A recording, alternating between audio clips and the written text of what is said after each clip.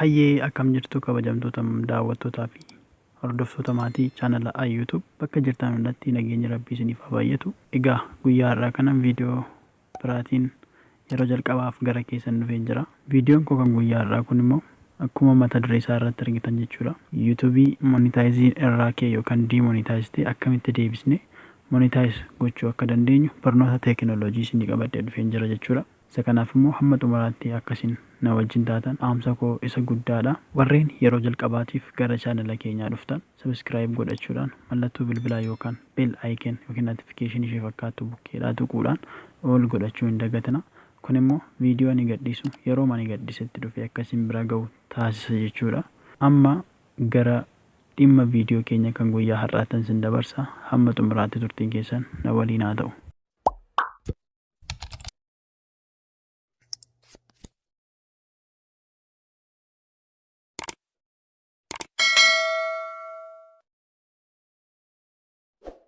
Tole daawwattoota keenya amma gara kam seenna? Gara kiroomii seenna jechuudha.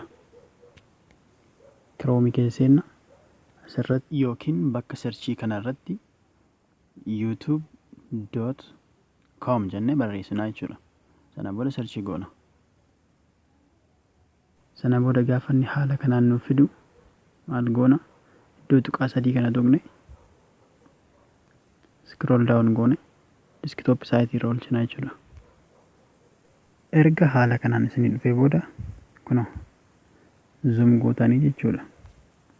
Gara gadii kana profaayilii YouTube keessanii kanarra tuqxu jechuudha. Sana booda YouTube Studio seentu.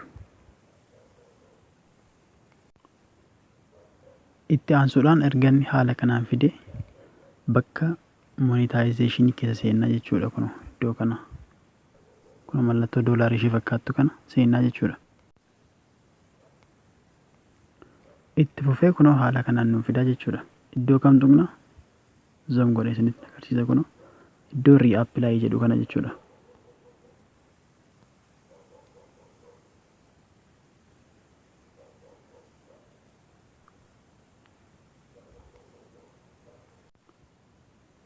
Sana booda kunoo akkas jechaa jira.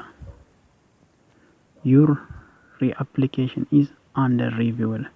Review la ta'aa jira bakka keessa deebi'ee ilaalamaa jira jechuudha. You reapplied on September 6, 2021. We will review your channel and email you with a decision type within a month. Kanaafuu yoo baay'ate hamma ji'aatti tura jechuudha. Yoo rakkoo biraa qabaate iimeeliidhaan ji'a tokko keessatti dhufee isin ga'a jechaa jira. Fiidbaakii nuuf ergu jechuudha. Tole kunooti gaa maatii chaanala YouTube guyyaa tokko booda sa'aatii 24 keessatti jechuudha. Viidiyoo koo hunda isaa review godhanii keessa deebi'anii monetization kanaaf deebisanii jiru jechuudha. Isa kanaaf kun carraa guddaadha. Kanaaf haaluma isinitti agarsiiseen monetization keessan deebifachuu dandeessu jechuudha. Adabbii isin adabee ji'a keessan erga guuttanii boodadha jechuudha. Kun hundumtuu kan inni ta'u. Kanaaf egaa kun akkuma asirratti argitanii kan koo Septembarii 5 monetization koo akkanaaf deebi'uudha kan inni feedback naaf ergeeru jechuudha. Gaafa September 5 kana immoo apply godheen kunoo akkuma argitan monetization koo naaf deebi'ee jira jechuudha. Kanaaf kun carraa guddaadha. Egaa kanaaf guyyaa irraa viidiyoon keenya isa kana fakkaata. Viidiyoo gabaabaadha.